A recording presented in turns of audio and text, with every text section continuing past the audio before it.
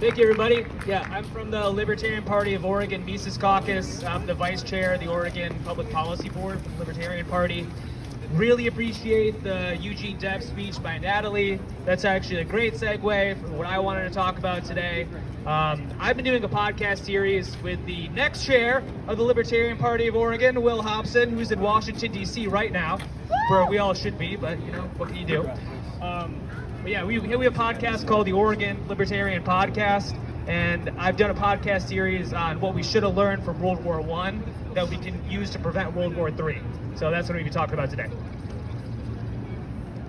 So we are here today to talk about the cruel mistakes made by oligarchs acting in their own self-interest and their cataclysmic consequences. Despite what you may hear, the situation we find ourselves in Ukraine, Russia, and NATO is not unique or different.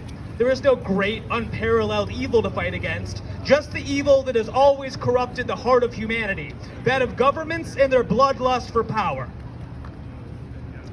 It is an old debate whether the most humanity-deficient members of our society that run states are stupid or evil. The truth is, they are profoundly, brainlessly malevolent.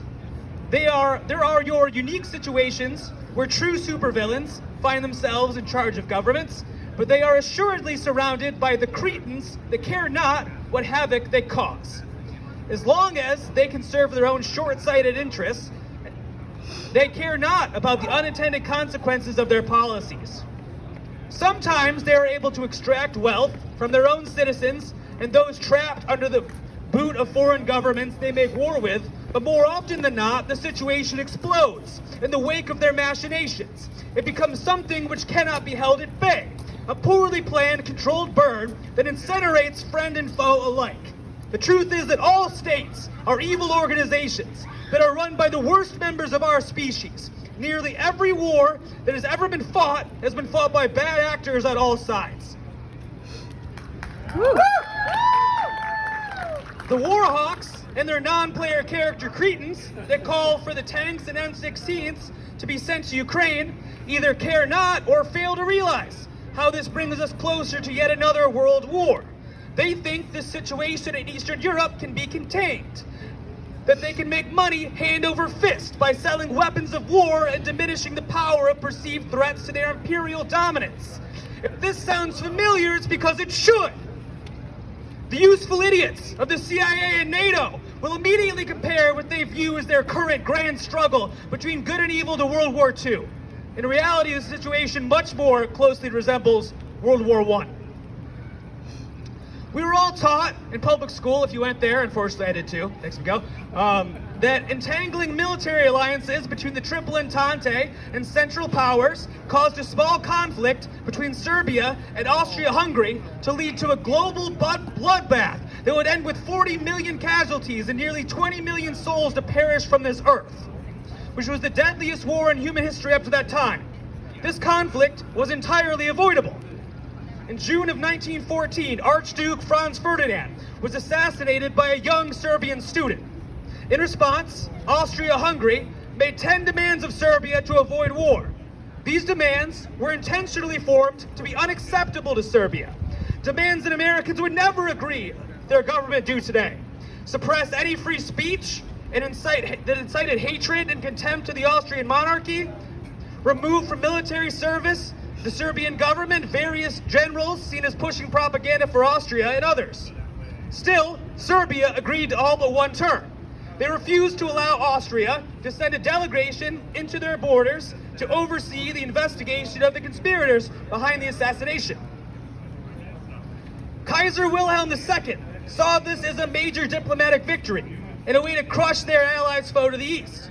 This was not enough for the cretins and the villains that ran the Austro-Hungarian Empire, and they declared war anyway. Anyone who has been closely following the situation in Ukraine will of course see the obvious connection to the peace talks between Zelensky and Putin that took place in March of 22 in Istanbul.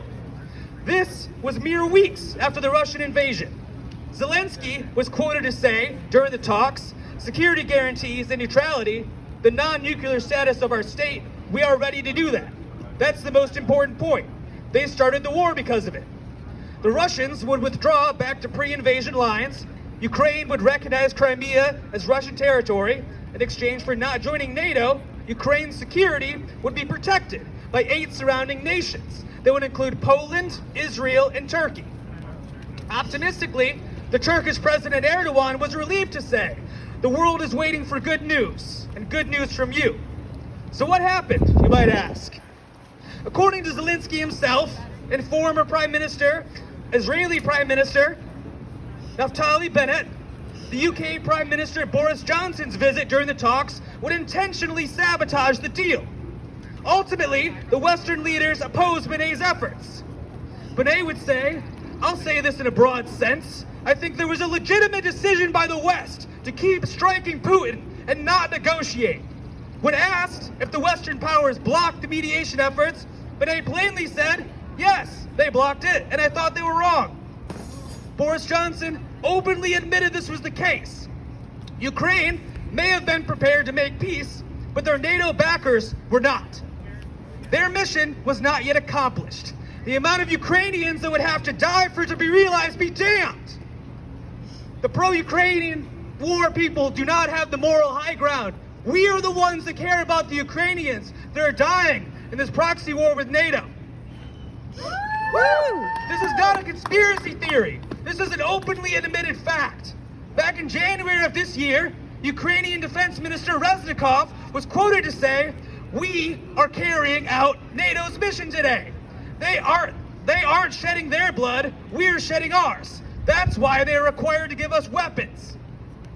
There is another proverbial train, overstuffed with cargo, hurtling down the tracks at breakneck speed.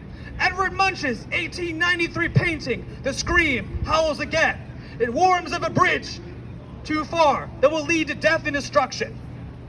Somewhere along that track is the weakening of Russia, NATO expansion, and the furthering in Russia's loss of its only warm water port on the Black Sea, in Crimea. At the end of that track is a direct confrontation between NATO and Russia that would be far more devastating than the 20 million dead in World War I. At best, there would be a death toll that would surely top the 85 million dead in World War II. Correct. At worst, we would see a nuclear exchange and the end of human civilization. Albert Einstein had it right when he said, "I do not know what wars World War III will be fought with, but World War IV will be fought with sticks and stones." The brakes on this train were not designed by engineers, they were designed by government bureaucrats. I ask you, do you think they will hold? No. In 1914, though, the German Kaiser would look on as concerned as his ally entered an outright war with Serbia, even if many German politicians and military figures did not. This would be the moment the situation would begin going out of control. In response to an attack on their ally Serbia, Russia began to mobilize its army.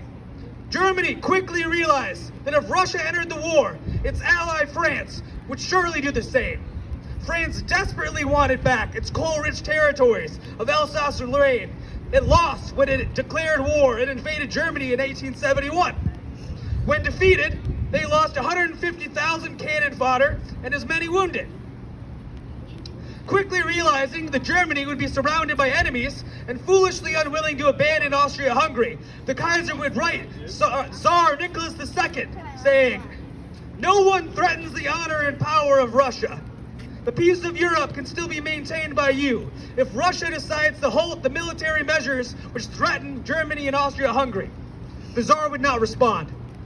Giddy at the idea of weakening the old decrepit Austrian Empire and the budding threat to Russian dominance growing in Germany, they continued to prepare for war. The Tsardom was losing power in Russia and saw this as a way to regain their glory and push off their detractors, demanding their removal from power. Does this sound familiar? The German military had been prepared for this, though, and quickly enacted the Schlieffen Plan. Knowing that the massive but slow, unorganized Russian army would take time to threaten Germany, they instead attacked France first, hoping for a swift victory so they could prepare for the Russian onslaught from the east.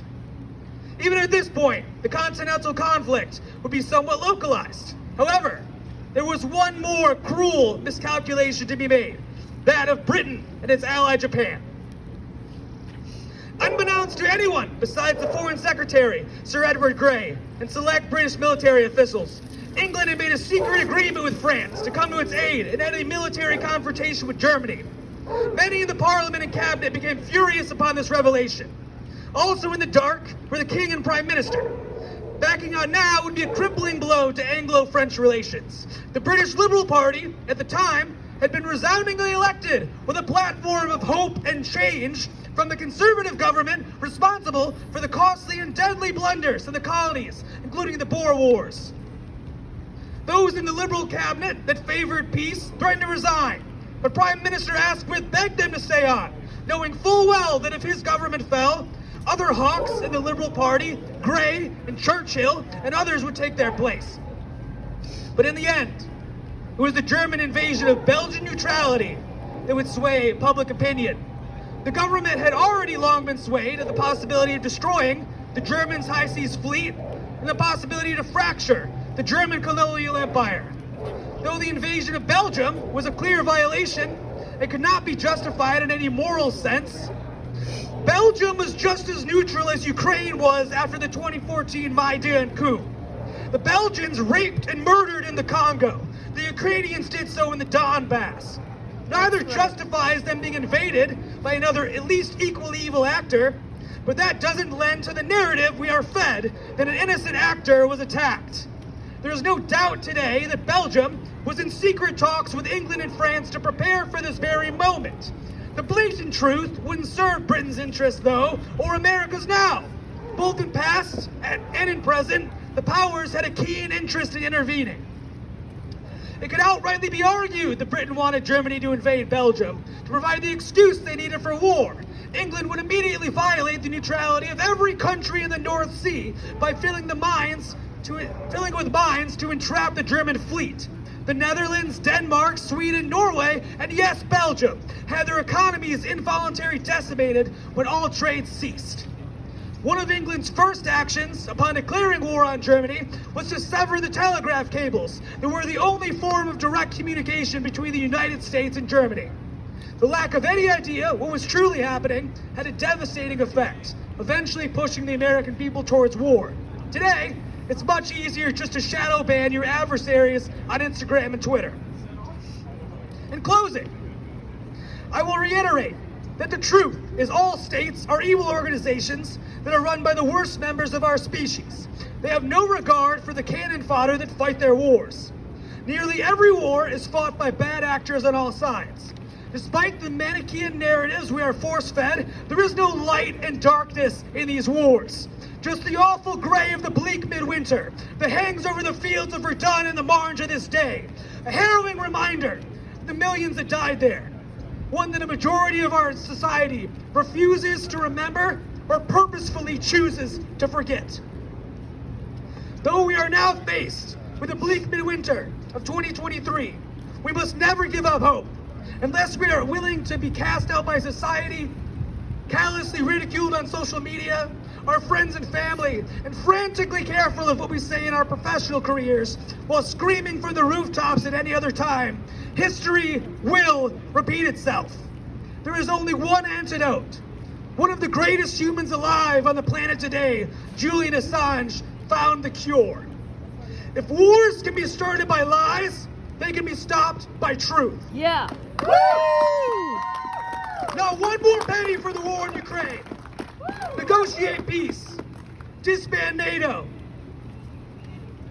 And for the love of all the gods, free Julian Assange. Woo!